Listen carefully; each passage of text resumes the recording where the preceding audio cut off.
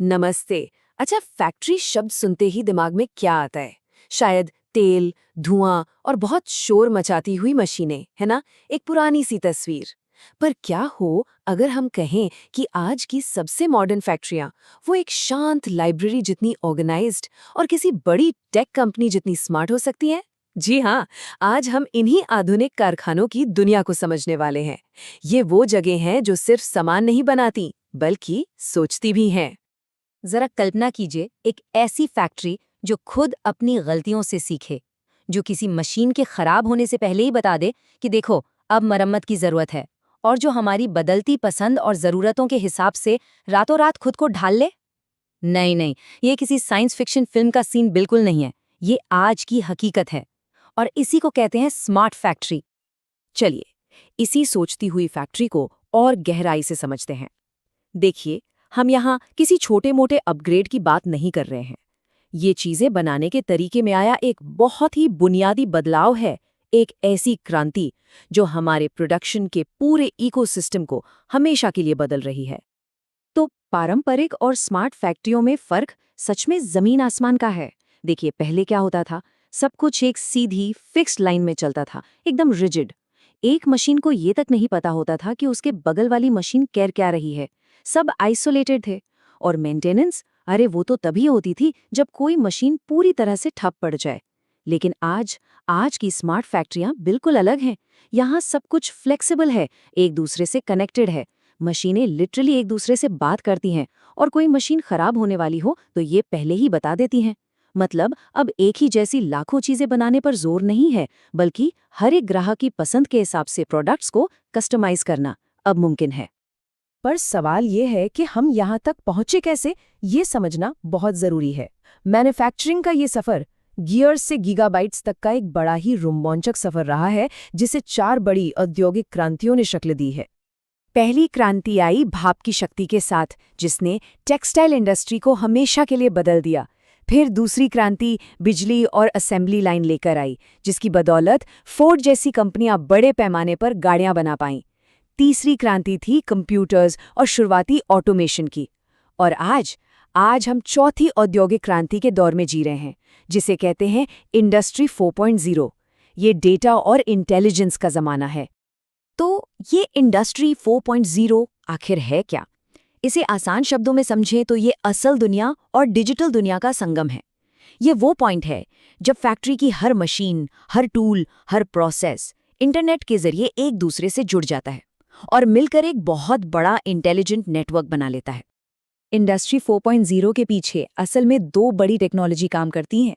पहली है industrial internet of things या IIoT, मतलब हजारों छोटे छोटे सेंसर जो हर मशीन से लगातार डेटा इकट्ठा करते रहते हैं। और दूसरा है साइबर फिजिकल सिस्टम्स यानी CPS, जो उस डेटा को प्रोसेस करके फैसले लेते हैं। और जब ये दोनों टेक्नोलॉजी एक साथ काम करती हैं तो जन्म होता है एक स्मार्ट फैक्ट्री का। लेकिन ये सब असल में दिखता कैसा है? चलिए अब थ्योरी से थोड़ा हटते हैं और एक मॉडर्न प्लांट के अंदर झांक कर देखते हैं कि ये सब असलियत में काम कैसे करता है। इसे समझने के लिए हमारे शरीर का उदाहरण सबसे अच्छा है। सोचिए, फैक्ट्री में लगे हजारों IoT सेंसर्स हमारे नर्वस सिस्टम की तरह हैं, जो हर पल, हर कोने से जानकारी इकट्ठा कर रहे हैं। और ये सारी जानकारी कहाँ जाती है? फैक्ट्री के दिमाग में, यानी CPS तक, जो इस डेटा को एनालाइज करके इंटेलिजेंट फैसले लेता है। देखिए, किसी भी स्मार्ट फैक्ट्री का DNA 3 चीजों से बना है।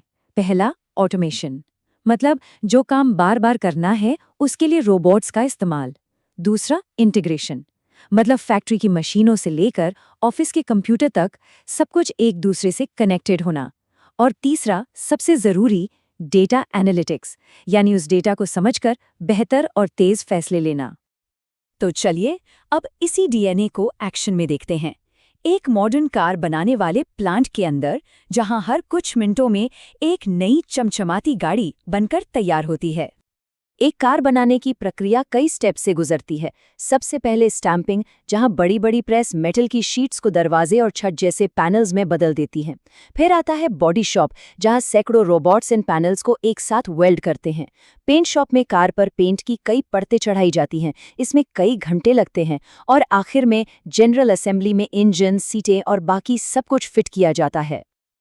अब यहाँ हम उन 3 पिलर्स को काम करते हुए साफ देख सकते हैं।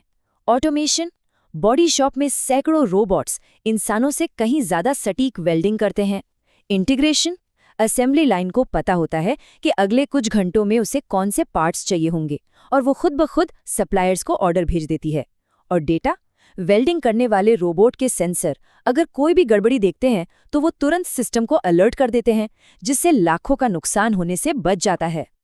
लेकिन इन सब इंटेलिजेंट मशीनों और ऑटोमेशन के बीच इंसानों का क्या होगा?